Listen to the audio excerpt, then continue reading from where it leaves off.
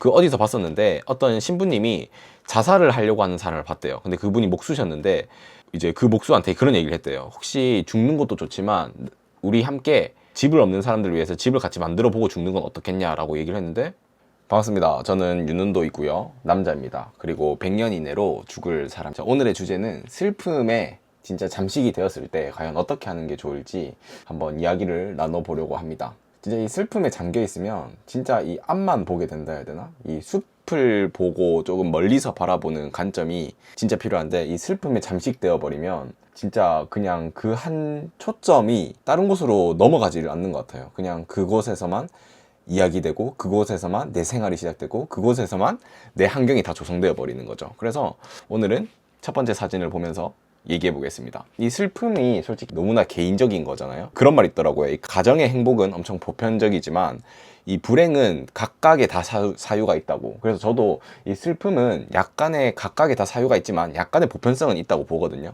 그 어디서 봤었는데 어떤 신부님이 자살을 하려고 하는 사람을 봤대요. 근데 그분이 목수셨는데 이제 그 목수한테 그런 얘기를 했대요. 혹시 죽는 것도 좋지만 우리 함께 집을 없는 사람들을 위해서 집을 같이 만들어 보고 죽는 건 어떻겠냐라고 얘기를 했는데, 여기가 또 있을 것 같아요. 근데 슬픔이라는 거는 이제 좀 공통된 경험이라고 해야 될까요? 혹시 인사이드 아웃 보셨나요? 인사이드 아웃 영화에서 보면 그 슬픔이라는 감정이 있거든요. 근데 걔가 그 슬픔이라는 감정이 있는 것 자체가, 슬픔은 우리의 한 요소 중 하나라고 저는 생각합니다. 그 요소를 잘 받아들이고 어떻게 보면 함께 오는, 함께 가는 그런 신호기 때문에 그것을 이제 슬픔이 어떻게 보면 공통된 경험이라고 해야 될까요? 누구나 함께 하는 거기 때문에 이거를 막 너무 부정적으로 생각을 하지 않아도 될 것 같아요. 우울한 감정도 그냥 너무나 자연스러운 감정 중 하나이기 때문에 크게 막 와, 우울하네, 슬프네, 이건 무조건 밀어내야 돼가 아니라 그거를 온연히 바라보는 힘이 필요한 것 같습니다. 그게 이제 자아 성찰인 것 같거든요.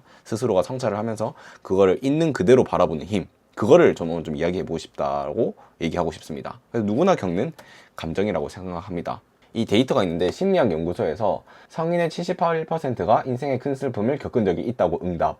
어떻게 보면 80%라고 하면 5명 중 4명은 슬픈 경험이 있다. 어떻게 보면 기쁜 만큼 기쁜 감정을 느끼는 거는 그냥 대체롭게 그냥 넘어가지만, 이 슬픈 감정에서는 엄청 크게 자극을 주는 것 같아요. 우리가 그 희노애락이라는 것도 있고, 세옹지마, 이 기쁨이 있으면 슬픔이 있고, 슬픔이 있으면 또 기쁨이 있고, 낮이 있으면 밤이 있고, 밤이 있으면 낮이 있고, 빛이 있으면 어둠이 있고, 어둠이 있으면 빛이 있고, 시계추처럼 왔다 갔다 하는 건데, 슬픔을 너무 크게 과대망상처럼 과하게 받아들이지 않아도 조금 더 보편적으로 편하게 받아들여도 될 것 같다는 생각을 좀 했습니다. 그래서 우리 5명 중 4명은 슬픔을 경험하고 있다. 저도 마찬가지고 보시는 시청자분들도 그렇게라고 생각이 듭니다. 그래서 이 슬픔의 5단계라고 하는데, 이 내 감정을 인정하는 단계가 있다고 하더라고요. 근데 이거는 이제 죽음을 수용할 때도 그런 거고, 슬픔을 받아들일 때 뭐 이런 것도 다 된다고 하는데, 첫 번째는 부정. 그걸 엄청 아니라고 생각을 하는 거예요. 어떤 상황이 들어왔을 때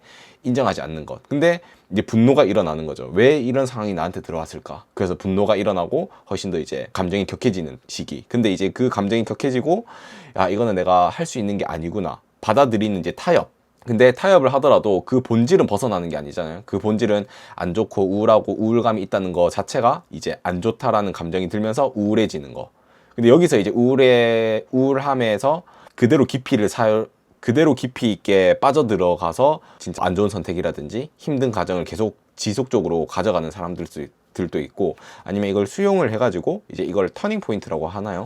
이제 어떻게 보면 반대되는 급부를 만들어가지고 이걸 추진으로 삼아서 움직이는 사람들도 있다고 저는 보는 편입니다. 자, 슬픔 극복을 위한 단계에서는 제가 봤을 땐 진짜 이게 제일 중요해요. 작은 목표. 이게 사람이 한번 우울감을 들어가서 무너져 버리면 아무것도 못해. 진짜 심지어는 하늘만 보고 있는다 해야 되나? 하늘만 보고 그냥 누워있는 경우도 있고, 이불 자리도 못 깨는 경우가 있는 것 같아요. 그래서 저는 이 작은 목표가 제일 중요한 것 같아요. 뭐 크게 나가서 뭘 한다, 나가서 생산적인 걸 한다, 꽤나 어려운 거일 수 있으니까 매일매일 내가 작은 목표를 성공할 수 있는 그 경험이 참 중요한 것 같거든요. 그런 것들은 이제 걷는 거라든지, 아니면 그냥 이부자리 개기, 아니면 아침에 간단하게 걷기, 양치 3번 하기, 이런 작은 목표들이 모이면 다시 한 걸음 한 걸음 나아갈 수 있는 좀 모멘텀이라고 해야 될까요? 이 계속 나아가는 추진하는 힘이 있어야 되는데, 이 추진하는 힘이 완전히 무너져 버리면 나아갈 수가 없어요. 근데 처음부터 이 큰 톱니바퀴를 막 굴러가려고 하면 안 굴러가. 그래서 이 작은 모멘트를 만들어서 조금씩 스노우볼처럼 조금씩 만들어가는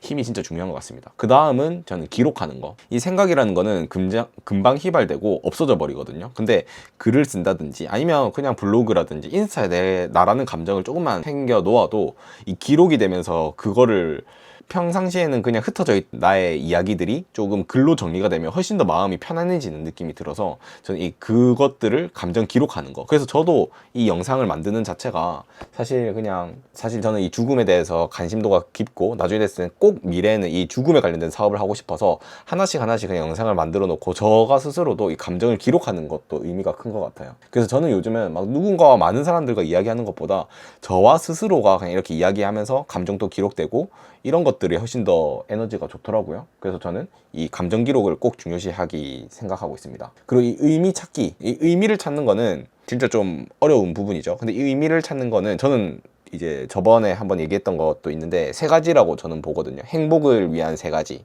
하나는 그냥 나의 행복을 위한, 내가 그냥 바로 이 고통을 잊게 만드는 행복들. 뭐 맛있는 거 먹기, 그리고 뭐 좋아하는 거 하기. 그리고 이제 몰입을 할 수 있는 것들. 이 몰입을 할 수 있는 것들은 이제 그냥 이 고통을 잊어버리게 하는 거죠. 운동을 한다든지 아니면 조금 더 좋아하는 거에서 몰입을 해서 시간을 어떻게 가는지 모르게끔 하는 것들.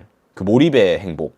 그리고 세 번째는 이제 의미 있는 행복. 내가 만약에 봉사활동을 한다든지 뭐 연탄 나르기를 한다든지 누군가에게 도움을 주는 일을 하면서 고통을 잊지만 그 고통을 가져감으로써 행복을 추구할 수 있는 거. 저는 솔직히 말하면 1번, 2번, 3번 중에 마지막 3번의 행복이 저에게는 가장 큰 행복이었거든요. 맛있는 거 많이 먹고 비싼 옷 사고 여행 가고에서는 그렇게 큰 행복이 짧았던 것 같아요. 그 다음 두 번째는 이제 몰입하는 행복. 뭐 운동을 한다든지 아니면 좋아하는 책을 읽는다든지 아니면 영화를 본다든지 이런 거에서는 또 깊은 행복도가 있었어요. 근데 세 번째에서는 이거만큼 컸던 게 있었을까라는 생각이 들 정도로 누군가에게 도움을 준다든지 나의 가치를 누군가에게 전달을 한다든지 이런 거에서 저는 깊은 행복도가 컸었어요. 그래서 저는 우울감 있는 사람들에게는 조금 나라는 가치를 누군가에게 전달했을 때 엄청난 힘이 될 거라고 저는 생각을 하거든요. 그 어디서 봤었는데 어떤 신부님이 자살을 하려고 하는 사람을 봤대요. 근데 그분이 목수셨는데 이제 그 목수한테 그런 얘기를 했대요. 혹시 죽는 것도 좋지만 우리 함께 집을 없는 사람들을 위해서 집을 같이 만들어 보고 죽는 건 어떻겠냐라고 얘기를 했는데 그래서 죽기 전에 뭐 집을 하나를 만들어 봤대요. 근데 그 사람들이 너무 좋아하고 행복을 할 수 있다는 게 그 목수에게는 엄청 그 모멘텀이 시작이 되었던 거죠. 그래서 내가 어떻게 보면 죽으려고 했지만 내가 가질 수 있는 가치를 누군가에게 전달했을 때 아, 나는 이 세상에 필요한 사람이구나. 이 세상에 존재의 이유가 필요하다라는 생각이 들었기 때문에 아마 그렇게 슬픔을 정리하지 않고 다시 나아가는 모멘텀을 만들었던 것 같아요. 근데 그냥 뭐 단편적으로 뭐 맛있는 걸 먹고 그냥 이런 단편적인 행복에서는 그 삶의 원동력, 모멘텀이 다시 일어나는 거는 쉽지 않다고 보거든요. 근데 나라는 존재가 누군가에게 필요로 한다고 하면 확실히 힘이 되는 것 같습니다. 아, 그리고 이제 또 다음 거는 이제 웃음요법 효과라고 이것도 건강심리학연구소에서 했는데 긍정적인 증가가 이제 80% 중반대까지가 있었대요. 그리고 변화 없음. 근데 우리 뇌는 생각보다 좀 멍청하거든요. 웃어서 행복한지 행복해서 웃는지 잘 모른대요. 그리고 우리는 설탕 한 움큼을 쥐고도 우리 뇌는 얘가 옳다고 해서 먹는 애들이거든요. 왜냐면 설탕 안 좋은 걸 알지만 그래도 재밌고 좋으니까 이 뇌는 생각보다 조금 덜 떨어진 애들이기 때문에 그냥 내 태도가 전부인 것 같아요. 내가 슬프다고 하면 그거는 슬픔이 되는 거고 내가 슬프지만 그래도 내가 의미를 찾을 수 있고 행복하다라고 말할 수 있는 순간 그거는 진짜 다시 환경이 바뀌어 버리는 거죠. 그래서 조금 더 이제 환경적으로 내가 기쁜 마음, 힘들 수 있죠. 기쁜 마음이 안 들 수도 있지만 그래도 조금이라도 그 감정을 모멘텀을 만들면 자연스럽게 굴러가는 거라고 생각이 들어서 힘들더라도 그 웃음을 잃지 않는 그 에너지가 중요한 것 같습니다. 알겠죠? 그래서 힘들더라도 조금만 웃는 연습을 한번 해보셨으면 좋겠습니다. 자, 위기 동안 어떻게 대응할 것인가? 자, 기회를 찾는 방법과 개인적 속도 유지. 저는 이 기회를 찾는 방법은 이제 위기가 있을 때 보통 저는 성장의 기회라고 생각하거든요. 그래서 저도 요 몇 년 사이 계속 위기가 좀 많았던 것 같아요. 근데 우리가 20대 때 저는 엄청 성장이 컸었고 행복도가 높았었는데 이후로 다시 이제 안 좋아졌다라는 게 느껴졌거든요. 근데 다시 돌이켜보면 이제 안 좋아졌던 게 왔기 때문에 다시 행복할 수 있는 순간이 올 거라고 생각을 합니다. 그래서 행복이 왔을 때도 자만하지 않고 안 좋아질 수 있으니까 잘 겸손하게 되는 것 같고 그래서 지금 안 좋은 상황이라고 생각하면 다시 모멘텀을 이용해서 행복이 다가올 거라는 생각을 잘 가지셨으면 좋겠고, 이 개인적 속도 유지는 압박감 없이 그냥 스스로 사는 거잖아요. 누군가가 내 인생을 구해주는 것도 아니고 그냥 스스로가 살아가는 것 같아요. 그래서 좀 힘들고 어려울 수는 있겠지만 그냥 자신의 리듬이 있다고 하면 그 리듬을 잘 맞춰서 가시면 훨씬 더 좀 안정적으로 진행이 되지 않을까 생각이 듭니다. 그리고 저희가 이거 글을 쓴 게 있는데 이거를 한번 읽어보고 싶어요. 여러분들에게도 좀 도움이 될 것 같아서 이 글을 마지막으로 마무리하겠습니다. 자, 보시면 지나간 슬픔에 새로운 눈물을 낭비하지 말자. 영화 신과 함께 나온 문장이다. 슬픔이 있다면 충분히 눈물을 흘릴 수 있다. 하지만 그 슬픔의 눈물이 가려 바로 앞에 행복을 보지 못하는 것이 더 큰 슬픔이다. 아쉬운 건 아쉬운 대로 의미가 있다. 계속 제자리라면 슬픔을 대가로 한 소중한 의미가 사라지는 것이다. 앞으로 한 발짝 내딛어야만 슬픔의 대가가 비로소 큰 뜻이 된다. 절대 그 슬픈 과거를 잊으라는 건 아니다. 과거의 아픔은 있대.